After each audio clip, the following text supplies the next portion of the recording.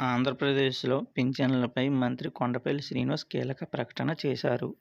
శాసన మండలిలో ప్రశ్నోత్తరాల సమయంలో జరిగిన చర్చలో రాష్ట్రంలో దాదాపు 2 లక్షలకు పైగా పెన్షన్ తొలగించారని, 13 పాయింట్ల వెరిఫికేషన్ కారణంగా అనేక మంది పెన్షన్ కోల్పోయారని వైఎస్ఆర్సీపీ సభ్యులు ఆరోపించారు.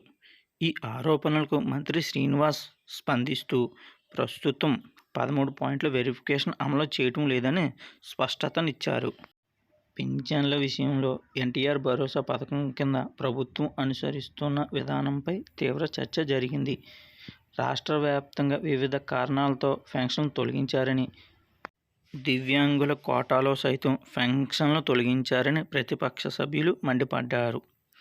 పేదలకు అందవలసిన పెన్షన్లను అందించకుండా అనవసరమైన వెరిఫికేషన్తో ఇబ్బంది పెడుతున్నారని, ఇది అనైతికమని ఆరోపించారు.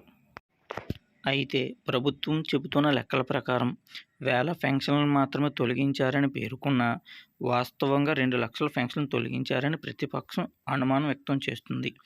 గత టీడీపీ ప్రభుత్వం హయాంలో 13 లక్షల కొత్త పెన్షన్లు మంజూరు చేసినట్లు సభ్యులు తెలిపారు.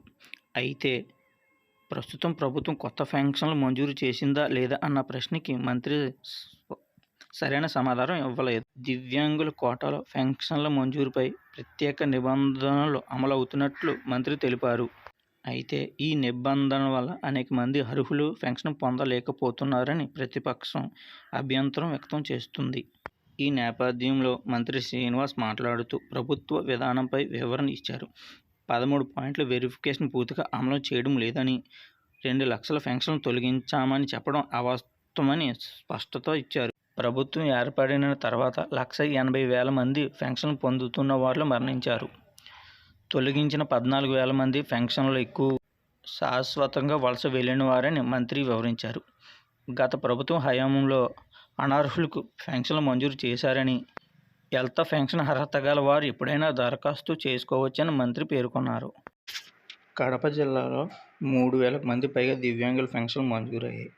అయితే కలెక్టర్ తనిఖీ చేయగా అందులో కేవలం 1,300 మంది మాత్రమే అర్హులని తేలిందని మంత్రి వివరించారు. ఈ తనిఖీలతో నిజమైన అర్హులు మాత్రం పెన్షన్ పొందేలా చర్యలు తీసుకుంటున్నట్లు పేర్కొన్నారు.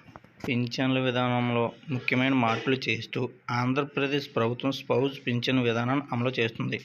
భర్త మరణించిన తర్వాత భార్యకు నేరుగా పెన్షన్ మంజూరయ్యేలా ప్రభుత్వం కొత్త విధానాన్ని తీసుకొచ్చింది. భర్త చనిపోతే కొత్త దరఖాస్తు అవసరం లేకుండా తదుపరి నెల నుంచే పెన్షన్ కొనసాగేలా ఈ చర్యలు రూపొందించామని మంత్రి వివరించారు. ఇది మాత్రమే కాకుండా పింఛన్ బదిలీకి కూడా అవకాశం కల్పించినట్లు తెలిపారు. ప్రస్తుతం ప్రభుత్వ విధానంలో అనేక మార్పులు చోటు చేసుకుంటున్నప్పటికీ అవి పేదలకు ఎంతవరకు లాభిస్తున్నాయన్నది కీలక ప్రశ్నగా మారింది. 13 పాయింట్ల వెరిఫికేషన్ లేకపోయినా పెన్షన్ ఎందుకు తొలగించాల్సి వచ్చింది? కొత్త పెన్షన్ మంజూరు ప్రక్రియ ఏ విధంగా ఉంటుంది?